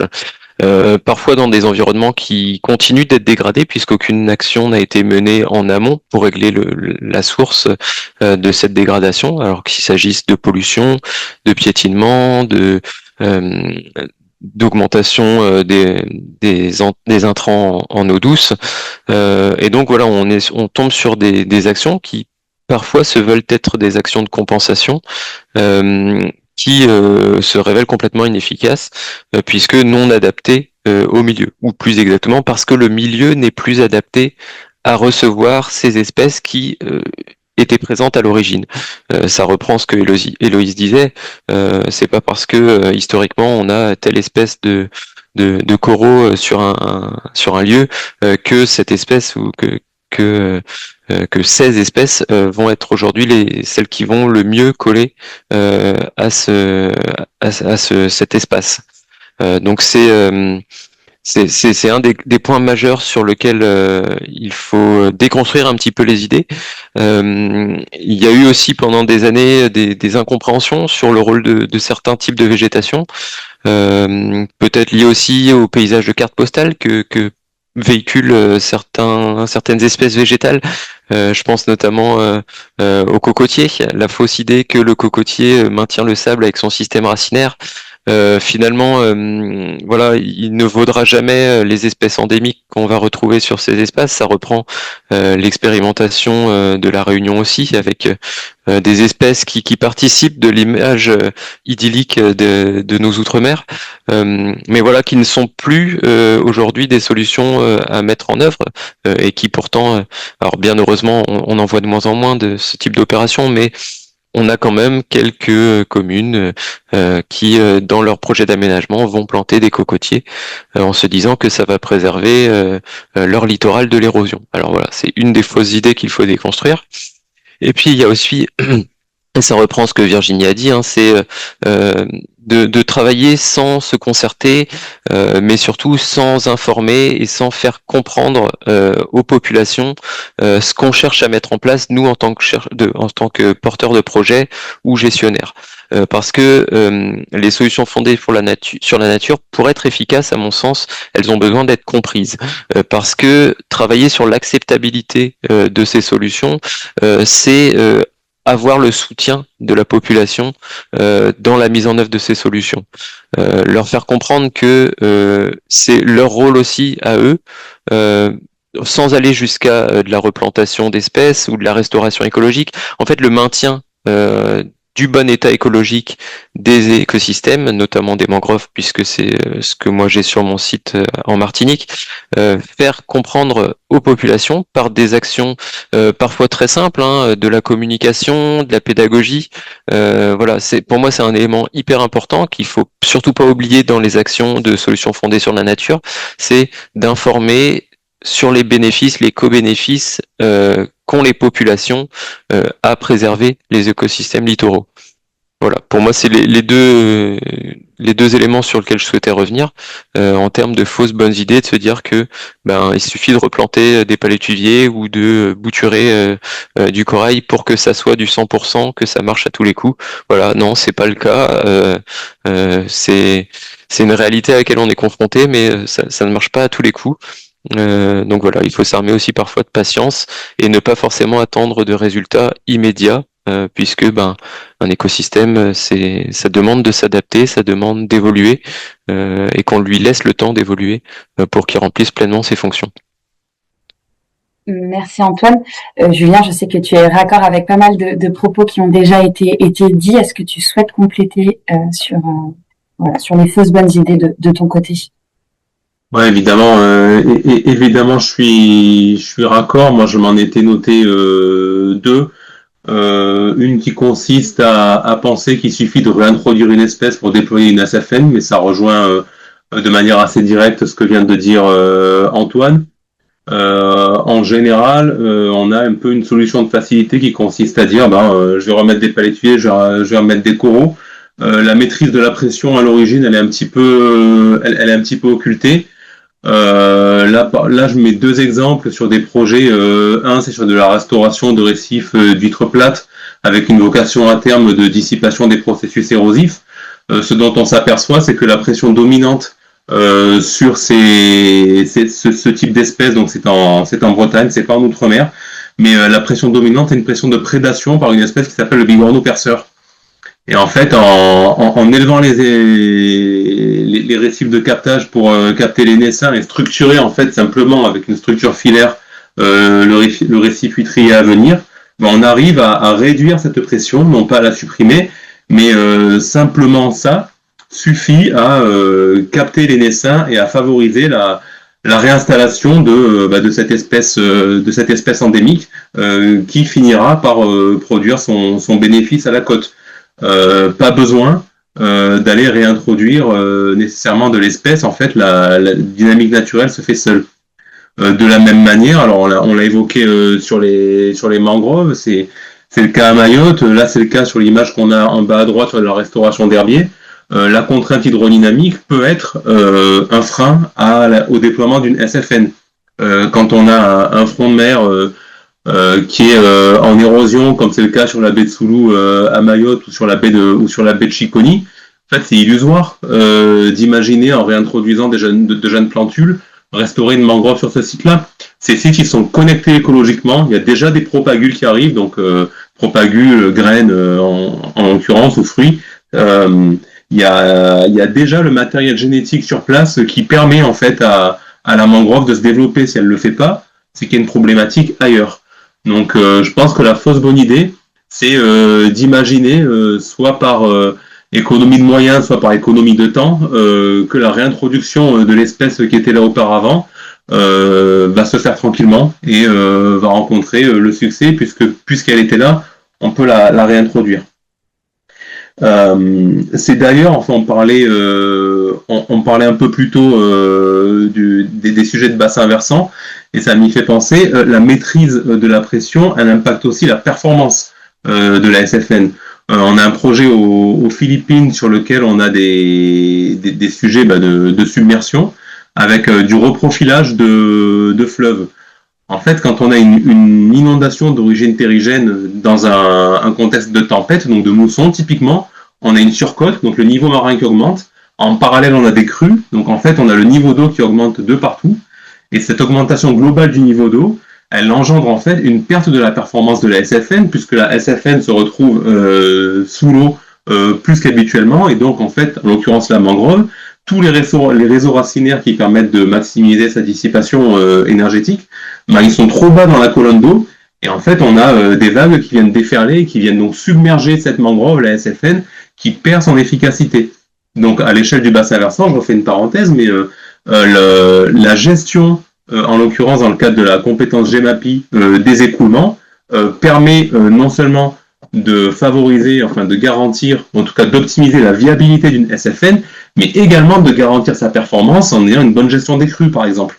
La modification du fonctionnement hydrodynamique à l'embouchure altère la performance de la solution.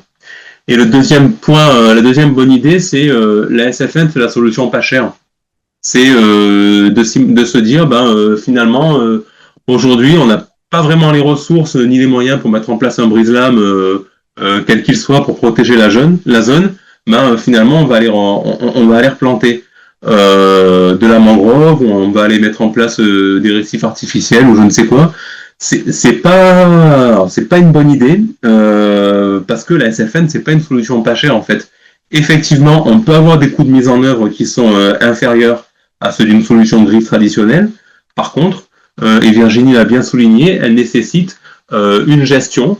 Alors, pas forcément un coût d'entretien au titre de la maintenance comme on peut l'avoir sur un ouvrage gris, mais il y a une gestion, il y a la mise en place de contrôle parfois d'une gestion des usages, d'un entretien des espaces, d'une gestion des fréquentations, des piétinements, des aides à la solution. Donc tout ça, en fait, ça rentre en compte, d'autant plus dans un milieu insulaire où on a une contrainte de calendrier d'une part, parce que c'est des systèmes qui sont davantage soumis aux aléas climatiques, une contrainte d'espace d'autre part, parce que le recul stratégique sur une île, en fait, on rencontre rapidement des limites, et du coup, sur lesquelles on va devoir, en plus de la SFN, parfois, implanter des solutions temporaires, provisoires, qui vont venir l'accompagner. Donc, pour illustrer, sur des systèmes de mangrove, on peut avoir envie d'implémenter des fascines ou des systèmes poreux qui vont permettre en fait d'accentuer un petit peu l'effet attendu de la SFN pour, de manière transitoire, augmenter les chances de succès et avoir une SFN qui, comme le disait Virginie, au premier cyclone ne repart pas à la mer. Donc en fait, la SFN comme la solution pas chère, la voie de garage, la solution grise parce qu'on n'a pas les fonds pour la mettre en œuvre, c'est compliqué.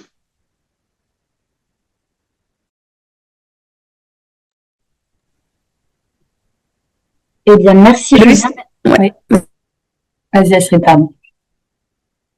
Je vais juste passer la main à Héloïse si tu avais d'autres fausses bonnes idées.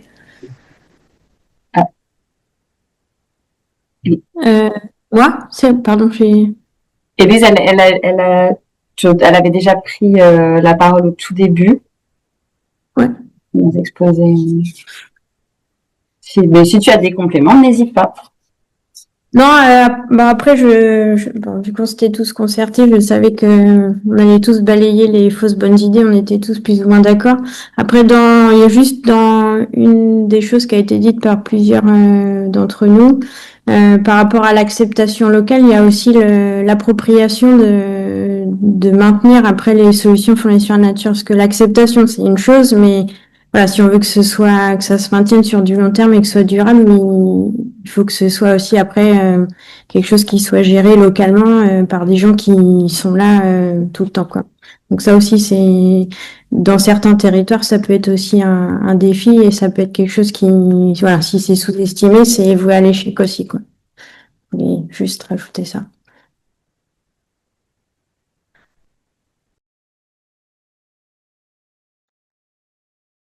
Ok, super. Écoutez, merci à tous pour ces propos. Je me permets, vu qu'on est dans cette problématique thématique des fausses bonnes idées, il y avait un commentaire en lien avec ce que tu as pu dire, Virginie, sur notamment la fausse bonne idée des emplois aidés. Et donc Alice Maillot qui a voulu apporter un compliment sur l'exemple de Cambé, la Réunion du coup, en disant que il n'y a pas eu d'emploi aidé sur le site restauré par l'ONF à Cambé, mais plutôt une redistribution des lignes de financement. Voilà, c'était une remarque qu'elle a pu faire sur Oui, sur tout à fait, tout à exemple. fait. J'ai été imprécise, enfin, j'ai été maladroite dans la manière dont j'ai dit les choses. En fait, à Cambay, il y a eu ce constat que les plans qui ont été donc replantés auraient mérité d'être davantage arrosés et ça aurait pu générer le recours à des emplois aidés. Ça n'a pas été le cas. Effectivement, je sais que dans ce projet, c'est pas le cas. Mais des emplois aidés ont été utilisés dans d'autres projets et avec ces difficultés effectivement que j'ai mentionnées. Mais merci d'avoir effectivement apporté cette précision.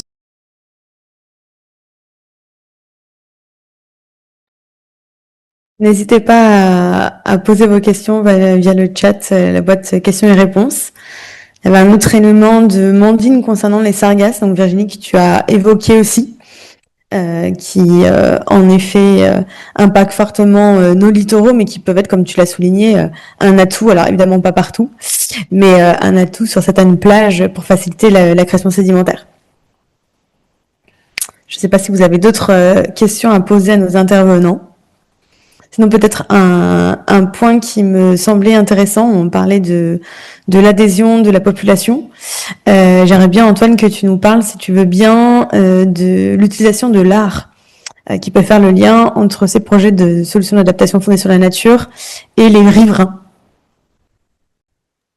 Avec plaisir. Alors oui, on parlait d'adaptation et je pense l'aspect communication, pédagogie est revenu sur un peu toutes les questions auxquelles on a cherché à répondre.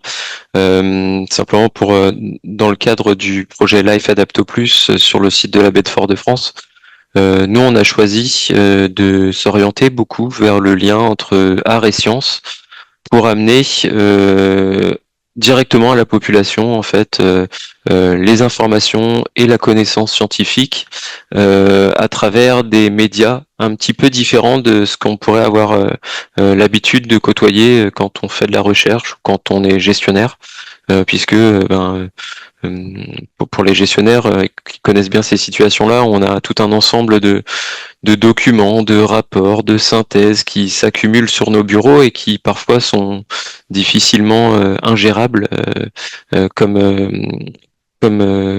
source d'information. Et ce sont des données qui vont pas forcément à destination du grand public. Alors nous aujourd'hui en Martinique, dans le cadre du projet Life Adapto Plus, pardon, on a cherché à trouver des médias différents pour aller à la rencontre de la société civile. Alors ça s'est fait à travers une exposition qui est aujourd'hui encore en itinérance, qui est l'exposition 490. Donc 490 étant le nombre de kilomètres de côte que nous avons en Martinique. Et donc, ce sont des artistes qui ont été mis à contribution pour porter un message environnemental sur les enjeux liés à 4 communes du littoral martiniquais, qui sont des problématiques autour de l'érosion de la biodiversité, de la submersion marine, de la pollution par les plastiques et autres déchets. Donc, ce sont à travers une exposition qui est allée directement à la rencontre et dans les lieux de vie de la population. On a essayé de faire passer ces messages à caractère pédagogique et scientifique.